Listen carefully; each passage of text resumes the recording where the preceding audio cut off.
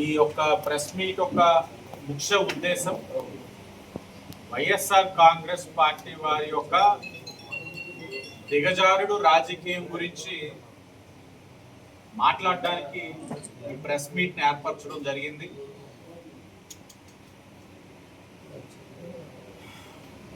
ఒక రాజకీయ నాయకుడు,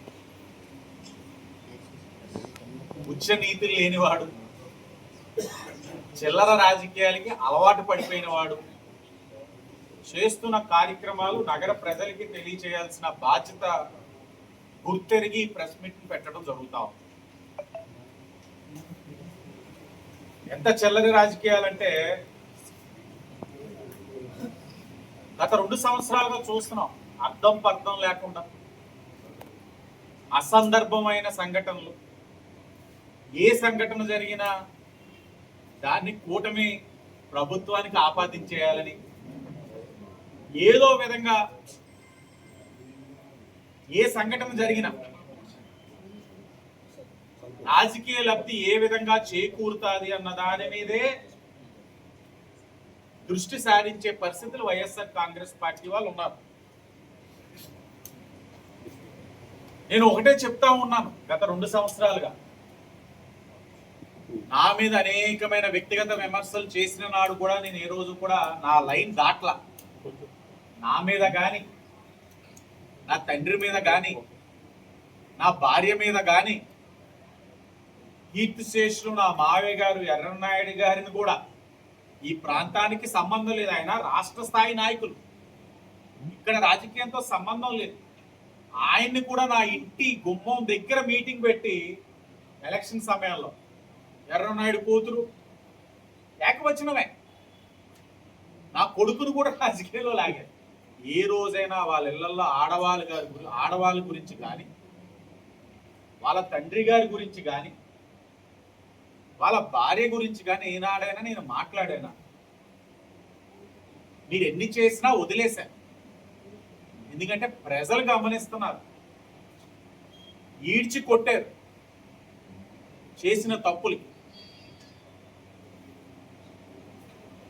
నేను అనేవాడిని ప్రతిసారి కూడా, నీకు ఏదైనా సంక్షేమ పరంగా కానీ, అభివృద్ధి పరంగా కానీ ఏదైనా ఉంటే దా మాట్లాడదాం, వైఎస్ఆర్ కాంగ్రెస్ పార్టీ వాళ్ళు రండి, చర్చిద్దాం. రౌండ్ టేబుల్ కాన్ఫరెన్స్ పెట్టారు, రివర్ ఫ్రంట్ దగ్గర విగ్రహాలు తీసేస్తారట, అదట ఇదట అన్నారు. ఎక్కడా కూడా తీయబోము. రౌండ్ టేబుల్ కాన్ఫరెన్స్ పెట్టారు. ఏది నగర ప్రజలు కోరుకుంటున్నారో అదే చేస్తున్నాం. పేపర్ మిల్ ఉంది, అగ్రిమెంట్ కోసం రౌండ్ టేబుల్ కాన్ఫరెన్స్ పెట్టారు. 5 సంవత్సరాలు ఏం చేశారు వైఎస్ఆర్ కాంగ్రెస్ పార్టీ? కూటమి వచ్చింది, అగ్రిమెంట్ చేశాం.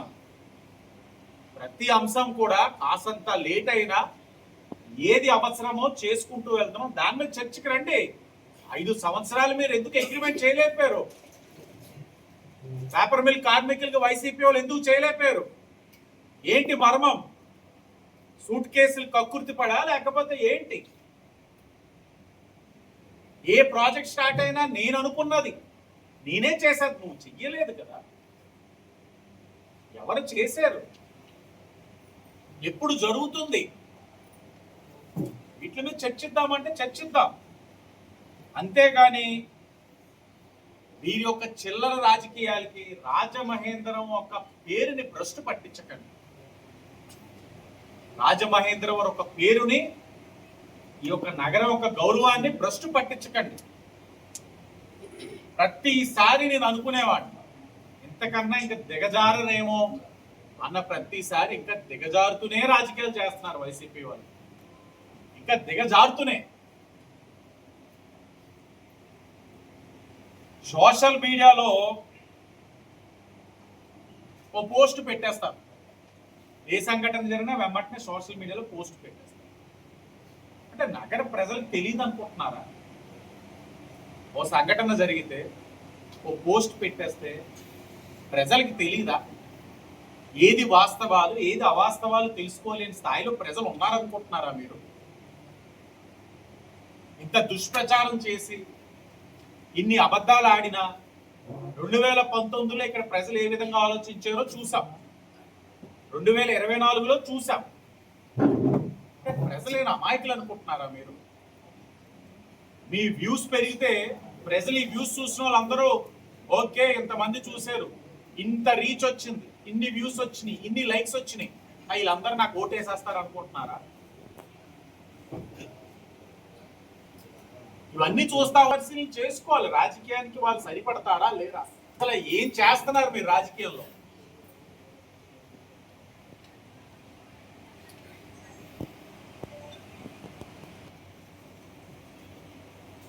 అసలు ఎందుకు ఇలాంటి నీతిమాలిన పనులు చేస్తున్నారు? రాజమహేంద్రం ఒక ప్రతిష్టను ఎందుకు దిగజారుతున్నారు? ఈ 2 ఏళ్లలో నీకు ఎక్కడా కూడా తప్పులు కనబడకపోగా, ఏం చేయాలో తెలియక, ఏ సంఘటన వచ్చినా దాన్ని రాజకీయంగా వాడుకోవాలన్న నిర్ణయానికి వచ్చేసారా వైసీపీ వాళ్ళు? ఏదైనా జరగనివ్వండి, కూటమి ప్రభుత్వంలో ఏంటి దాడులు, కూటమి ప్రభుత్వంలో ఏంటి కార్యక్రమాలు, ఏ సంఘటన, దానికి కారకులైన వ్యక్తులు ఎవరన్నది కూడా ఆలోచించకుండా, వాళ్ళు ఎవరు ఏంటి అనేది కూడా తెలుసుకోకుండా వెంబటనే ఒక పోస్ట్ వేసేయాలి. ఈ నగరంలో ఏదైతే ఏమైంది, వైసీపీ పార్టీ అలాగనే సర్దుకుంది, వైసీపీ పార్టీ ఈ నగరంలో ఎలాగైనా షెట్టుకు పోయింది. కనీసం ఈ నగరంలో వాళ్ళ గురించి నమ్మరు, లేకపోతే ఈ జిల్లాలో నమ్మరు, కనీసం రాష్ట్రంలో ఓహో రాజమండ్రిలో జరుగుతుందా, రాజమహేంద్రవరంలో ఇవి జరుగుతున్నాయా అని ఆలోచిస్తే చాలన్న రాజకీయ ఆలోచనకు వచ్చేసారేమో వైసీపీ వాళ్ళన్నది మాకు అనిపిస్తా ఉంది. మొన్న 47వ వార్డులోని టీవీ రోడ్డు దగ్గర ఒక సంఘటన జరిగింది. సంఘటన జరిగిన వెంటనే వెంబటనే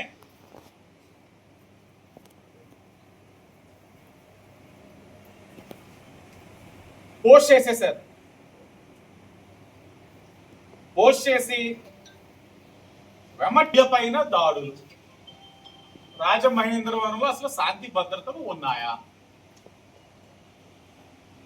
సరే, నేను వెంటనే డిపార్ట్మెంట్ వాళ్ళని పంపించి, మా నాయకులు పంపించి, ఏం జరుగుతుంది అక్కడ తెలుసుకోండి, అసలు ఆడవారి మీద దాడి అనేది ఈ కూటమి ప్రభుత్వంలోని జరగకూడదు, జరగనివ్వమని అదే పని మీద చెప్తున్నా జరిగిందని అంటే ఏంటి కారణాలు తెలుసుకోండి అని డిపార్ట్మెంట్ వాళ్ళని, మా నాయకుల నుంచి అడిగితే ఆశ్చర్యపోయాను. వాస్తవాలు తెలిసిన తర్వాత ఏదైతే సోకాల్డ్ వ్యక్తి దాడి చేస్తున్నాడో, వైఎస్ఆర్ కాంగ్రెస్ పార్టీలోని అనేకమైన కేసులు ఉన్నాయి, కానీ రౌడీ షీట్ గా ఓపెన్ చేసే అవకాశం ఉన్న ఈ రోజు ఓపెన్ చేయాలా? వైఎస్ఆర్ కాంగ్రెస్ పార్టీ అధికారంలో ఉన్నప్పుడు అన్ని కేసులు ఉన్న వాడి మీద ఎందుకు రౌడీ షీట్ ఓపెన్ చేయలేదని అంటే, ఆ ప్రబుద్ధుడు ఎవర్రా అంటే ఈ వ్యక్తి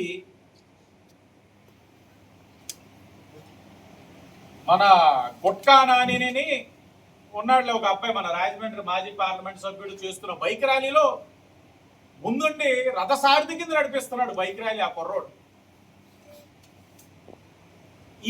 ఈ వ్యక్తి, ఆ మహిళ మీద దాడి చేసిన వ్యక్తి ఈ ప్రబుద్ధుడు.